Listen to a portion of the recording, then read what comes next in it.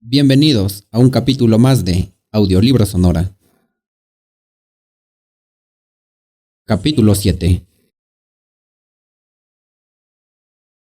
Del libro El túnel.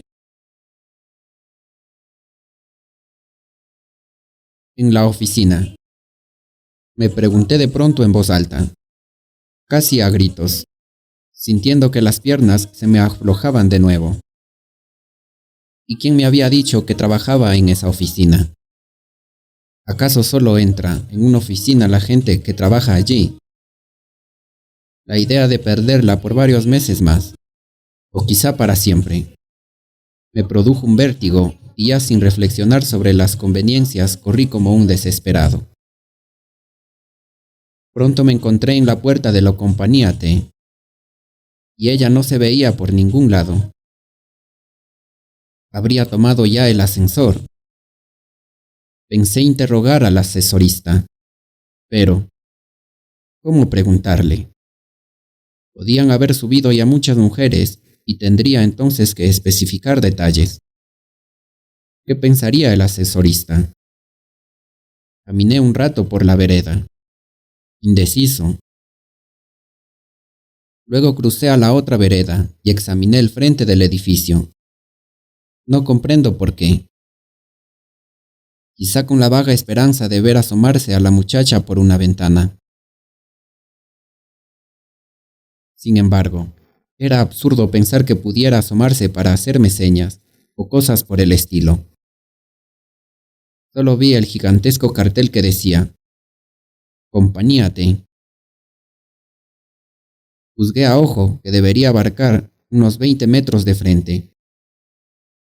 Este cálculo aumentó mi malestar. Pero ahora no tenía tiempo de entregarme a ese sentimiento.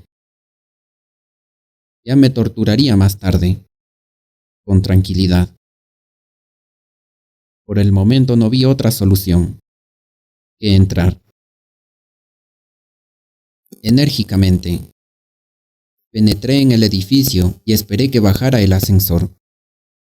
Pero a medida que bajaba noté que mi decisión disminuía, al mismo tiempo que mi habitual timidez crecía tumultuosamente. De modo que cuando la puerta del ascensor se abrió ya tenía perfectamente decidido lo que debía hacer. No diría una sola palabra. Claro que, en ese caso, ¿para qué tomar el ascensor? Resultaba violento. Sin embargo, no hacerlo, después de haber esperado visiblemente en compañía de varias personas. ¿Cómo se interpretaría un hecho semejante? No encontré otra solución que tomar el ascensor, manteniendo, claro, mi punto de vista de no pronunciar una sola palabra, cosa perfectamente factible y hasta más normal que lo contrario. Lo corriente es que nadie tenga la obligación de hablar en el interior de un ascensor, a menos que uno sea amigo del asesorista, en cuyo caso es natural preguntarle por el tiempo o por el hijo enfermo. Pero como yo no tenía ninguna relación y en verdad jamás hasta ese momento había visto a ese hombre, mi decisión de no abrir la boca no podía producir la más mínima complicación.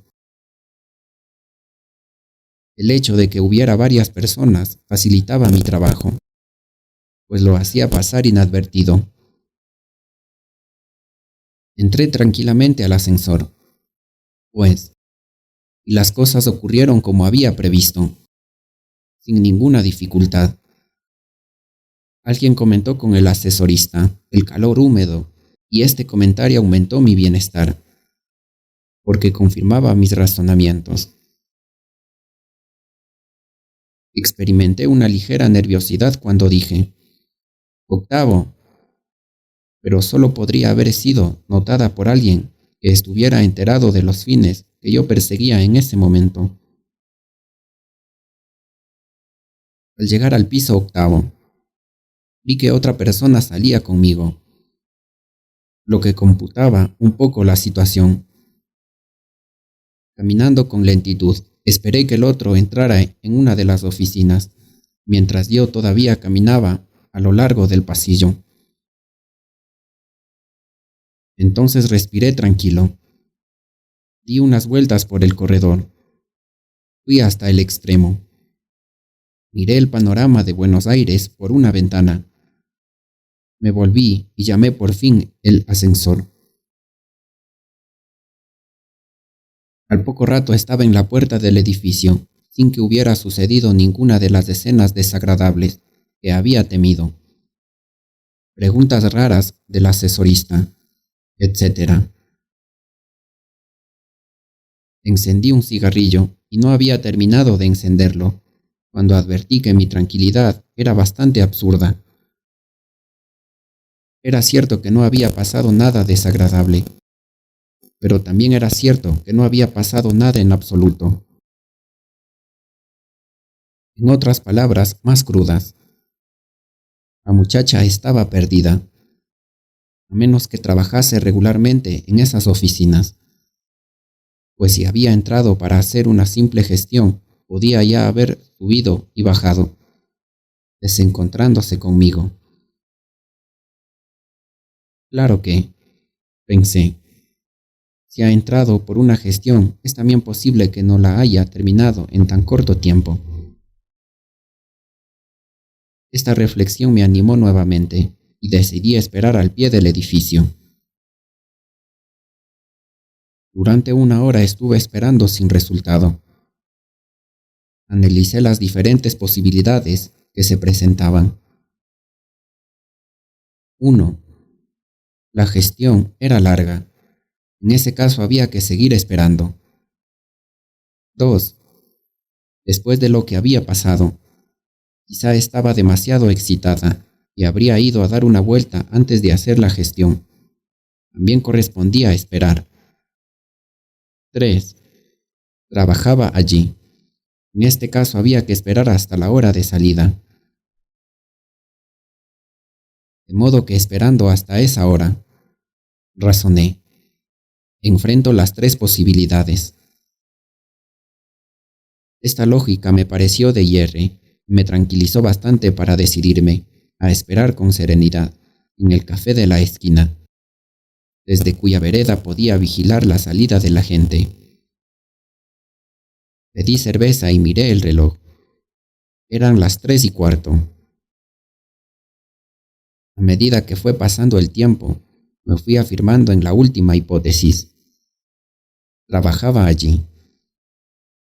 A las 6 me levanté, pues me parecía mejor esperar en la puerta del edificio. Seguramente saldría mucha gente de golpe, y era posible que no la viera desde el café. A las 6:00 empezó a salir el personal. A las 6:30 habían salido casi todos, como se infería del hecho de que cada vez raleaban más. A las 7:45 no salía casi nadie. Solamente, de vez en cuando, algún alto empleado. A menos que ella fuera un alto empleado. Absurdo, pensé. O secretaria de un alto empleado. Eso sí, pensé con una débil esperanza. A las 7 todo había terminado. Fin. Nos vemos en el siguiente capítulo. No olviden dejar uno de sus mejores comentarios y activen la campana para recibir más audiolibros. Audiolibro Sonora les manda un saludo.